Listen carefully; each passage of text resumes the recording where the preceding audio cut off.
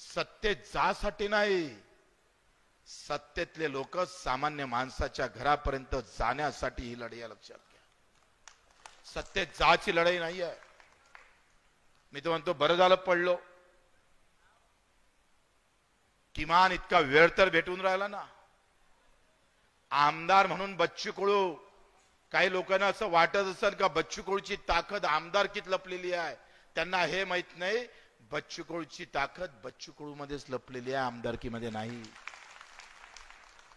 प्रचंड कार्यकर्त्याच्या आम्ही पाहतोय विश्वासावर, त्याच्या ताकदीवर, सामान्य माणसाच्या आशीर्वादावर आपण 2 तारखेपासून पहिली सभा आपण अजितदादा पवार यांच्या घरावर 2 जूनला तिथं अर्थभेद नावाचं व्याख्यान करून अर्थभेद कसा केला जातं, कसा अर्थ आम्ही पाहतोय बजेटमध्ये आम्हाला मारलं जातं. बजेटमध्ये आमच्या शेतकरी मजुराचं, कष्ट करणाऱ्याचं, माझ्या शिक्षणाची व्यवस्था कशी आहे हे अजितदादाच्या गावात जाऊन आम्ही तिथं सांगणार आहोत. आणि अजितदादाच्या गावात जाऊन आमची सुरुवात होणार आहोत. 3 तारीख, 3रा दिवस, 3 तारखेला आम्ही पंकजाताई मुंडे, 4था आम्ही पाहतोय बाळासाहेब पाटील लातूरला, आणि 5 तारखेला संजय राठोडच्या घरासमोर. 5 तारखेला या विभागातल्यावर सगळ्यांवर जबाबदारी आहे, कारण या विभागात आंदोलन होत आहे. हा विभाग जेवढ्या ताकदीनं दवळणार आहे तेवढंच या महाराष्ट्राचे खरे स्वप्न आम्ही पाहतोय पूर्ण होणार आहे. 5 तारखेला 9 वाजेपर्यंत यवतमाळमध्ये आम्हाला तिथे खऱ्या आंदोलनाची खरी सुरुवात आपण करतो आहे. आपण अधिक जास्त आंदोलन करणार नाही, कारण 5, 6 आणि 7 जूनला कदाचित लग्न आहे आणि पावसाचा अंदाज दिसतोय. संभाजीनगरला 1 लाख संख्येनं आपण हजर झालो, पण पाऊस आल्यामुळे आपण आपली सगळी तिथली असणारी गर्दी फानोफान झाली. यावेळेस आपण ते पूर्ण लक्ष घालतोय. आणि म्हणून 5 जूनला आपण सगळ्यांनी, आपली सगळ्यांची तयारी आहे. अर्ध्याच लोकांना हात वरते केला.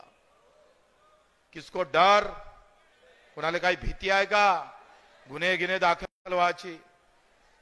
सगळ्यांची तयारी आहे बिलकुल पक्का. 5 तारखेला जमलंच तर मोटरसायकलनं, नाहीतर गाडीनं, डिझेलचे नाही गाडीचे पैसे भेटणार नाही, जेवण फक्त आम्ही तुम्हाला देणार आहोत. वा, तुम्हाला डिझेल नाही देणार, गाडी देणार नाही म्हटलं तरी टाळ्या वाजवला, तर एकदा त्यांच्यासाठी तुम्ही टाळ्या वाजवा. वा, क्या बड़ी बात है.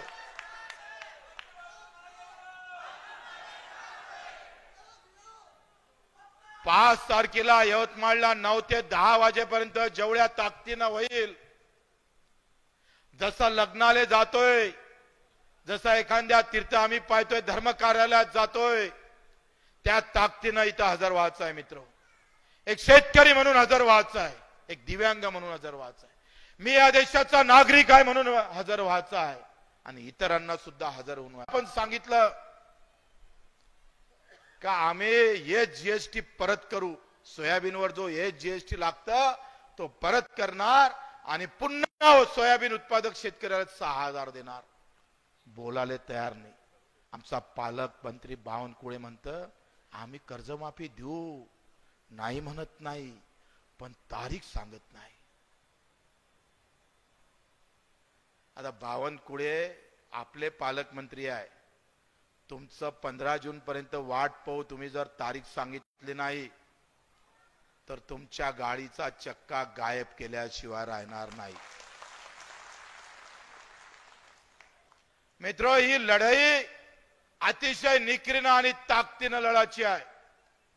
5 जून नंतर आपण 5 जूनच्या 12 वाजता आपण यवतमाळ सोडणार, 4 वाजेपर्यंत आपण नागपूरला धडकणार, आणि तिथून परत येताना, कारण आम्ही 1 लाख लोक जमा करायचं ठरलं होतं, पण आता 30 ते 40,000 लोकच घेऊन जायचे, कारण एवढ्या ताकदीनं गेल्यानंतर पाऊस जर आला तर आपला प्रॉब्लेम होईल. आणि मग तिथून आल्यानंतर आपण थोडं आपल्या कार्यक्रमात चेंज केलं आणि ते आंदोलन आम्ही मोजरीला येऊन मी